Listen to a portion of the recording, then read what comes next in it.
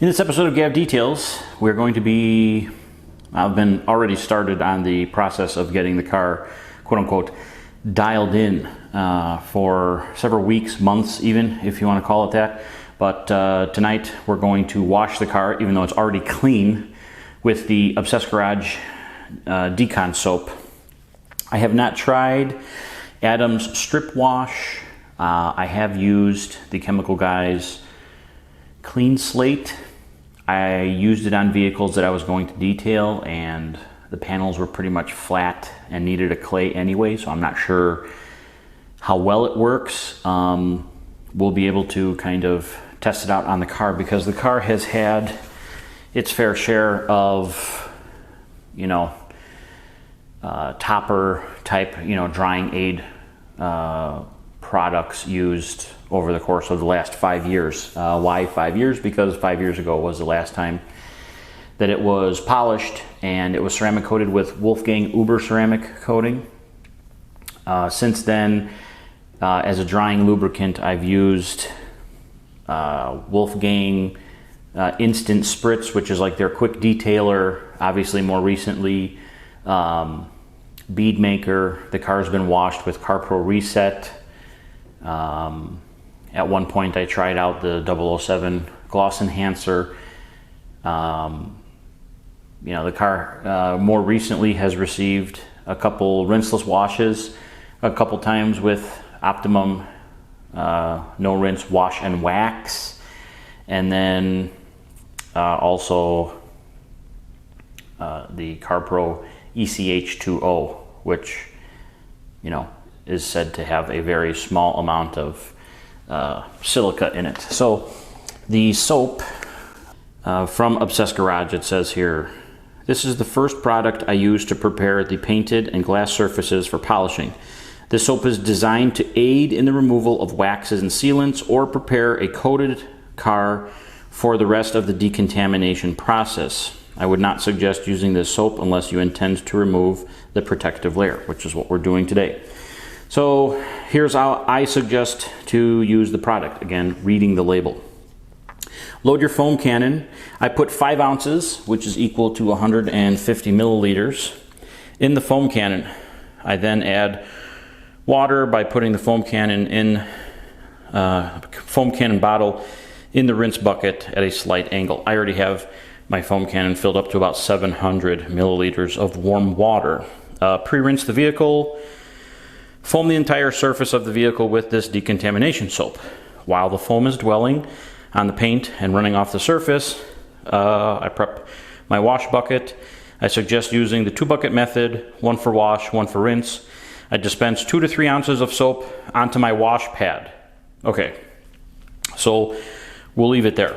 I've already got water in my bucket. I will put 3 ounces just because I'm not sure how much of the coating is still left 5 years later. Obviously the car doesn't get driven all that much, and it's garage kept, so it still beads water, like on the hood and on the glass and certain areas. The front and rear bumpers were repainted and wet sanded and polished, so they don't have any protection on them, so they don't really bead the water.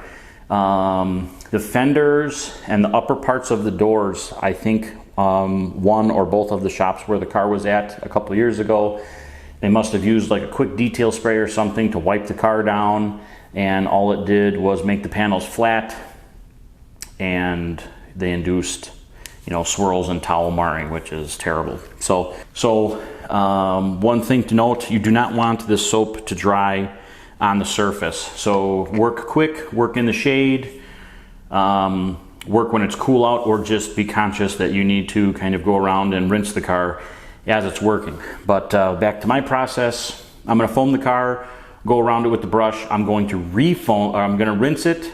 I'll get some footage just to see if it's killed any of the protection, and then I'm going to re-foam it and hand wash it, and then I'll give it a final rinse, and then again some footage to see if it did help to break down any protection that's left on the surface. So we have 5 ounces, and oddly enough, the soap is purple. So this is kind of a thick soap, So if you're using a funnel, you're going to have to pour kind of slowly, or just enough to where you can kind of empty it, and you're going to let it empty into the bottle. So then we are going to put 3 ounces in the wash bucket.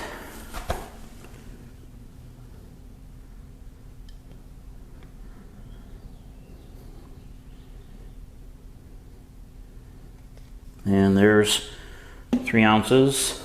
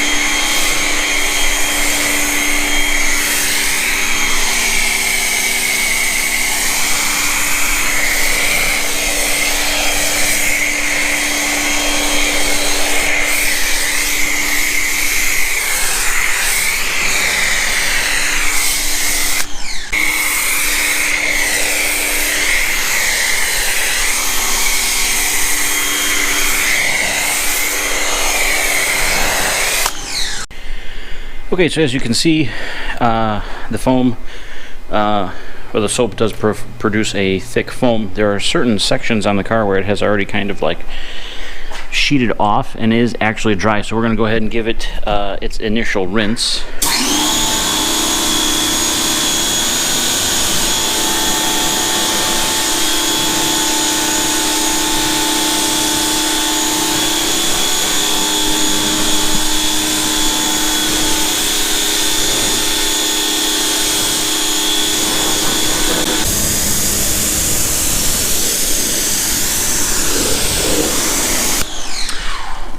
So this panel here was already polished and coated when it was off, when the bumpers were removed. So as you can see, the soap, which appears to be making some of the other panels flat, did not affect the coating.